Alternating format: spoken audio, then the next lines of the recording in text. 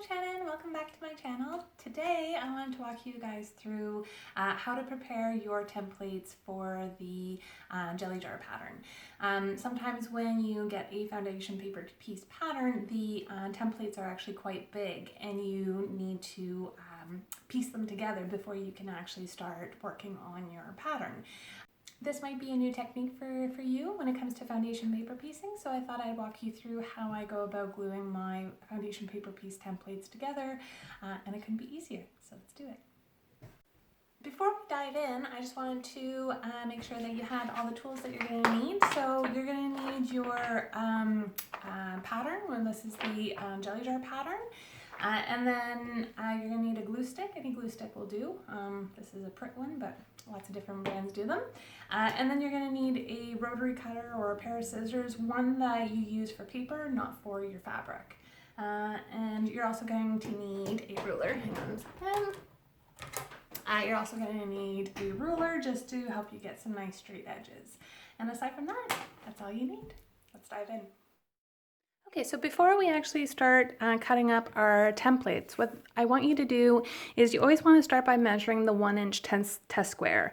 The pattern notes that you don't want to be modifying the scale at which you print. It should be your standard printer settings. And so the first thing I want you to do is just double check that 1-inch square is actually measuring 1 inch for you. If it doesn't, then you got to go back and check your printer settings to make sure that you're printing it at the full size. So that's step number one. Step number two is to take one of the sheets and just start cutting out your pieces. Now, I do recommend, especially where we're going to be gluing edges together, you do want to be pretty accurate. So that's why I've pulled out one of my rulers just to help me get some nice straight edges. So what I'm doing is I'm cutting right along the dotted line. So the dotted line is the external seam allowance that you'll be following, and then the solid lines are the lines that you actually stitch on. So I'm just trimming this down a little bit to the size. So that's one of the pieces, and then I'm going to come in and get another one. I've decided to show you piece C just because that one has the most edges that need to be glued, so I thought I'd show you the more complex one just to make sure you get the technique down. So all I'm doing is trimming this down just so that I have a nice sharp edge. So there's another piece, and then I need my third piece.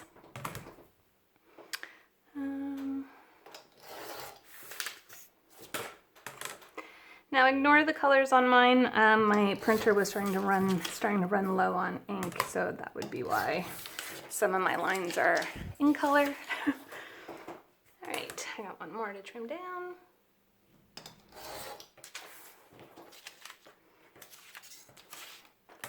Spinning it around. Okay. Now, what we want to do is you're going to notice that there's numbers on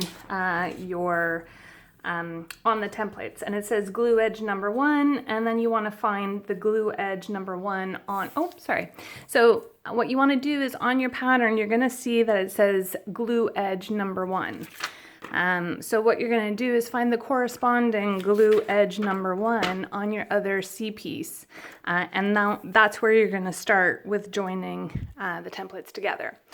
Once you have your pieces, your template pieces cut out, what we're going to do is I actually like to use a piece of cardstock just to help me get a nice crisp straight line. And I don't know if you'll be able to see this on the camera, but what I'm doing is I'm trying to line up this cardstock right along the dark line on the front side. So you'll see there's that edge there. I'm trying to get a nice crisp edge along that line. And then I come in with my glue and I run a small amount of glue right on that edge, like so. And then all I want to do is find my edge one with my other edge one and line those up. There we go. And so you want to make sure that all of these lines are lining up. Once you got edge number one in, you're going to come and you're going to find edge number two. And we're going to repeat that process, but this time following all of the edge two. So I folded one edge back. I'm going to grab my glue. I'm going to run a small amount of glue along that edge. And then I'm going to come back and glue edge two. So glue edge two with glue edge two. And again, I'm just finding my lines and lining them up.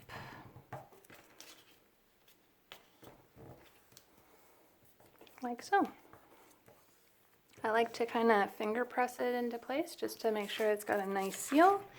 And then we've got one more edge to do. So I'm going to come here. I've got one more edge, so edge three. I'm going to come in. I'm going to fold it back. Oops, that one's a little off. I could do that better. There we go. Same thing, come back in with my glue. Glue it down, and then come in where it says glue edge three. There we go. Glue edge three, glue edge three. So I'm coming in and I'm just going to lay those together and press. Now what I like to do is actually give this a couple of minutes to dry, just so that before I start wrangling it with adding my fabric and then wrangling it through the machine, I like to just give it a minute to let the glue set so that my my template is now kind of one piece and isn't going to unstick on me halfway through the process. But that's all there is to it. That's as complex as it gets to you know, piecing your foundation paper piece templates together. If you have any questions, don't hesitate to leave them in the comments down below. And for more tips and tricks, be sure to subscribe to the channel so you don't miss out on any future videos. Have a good one.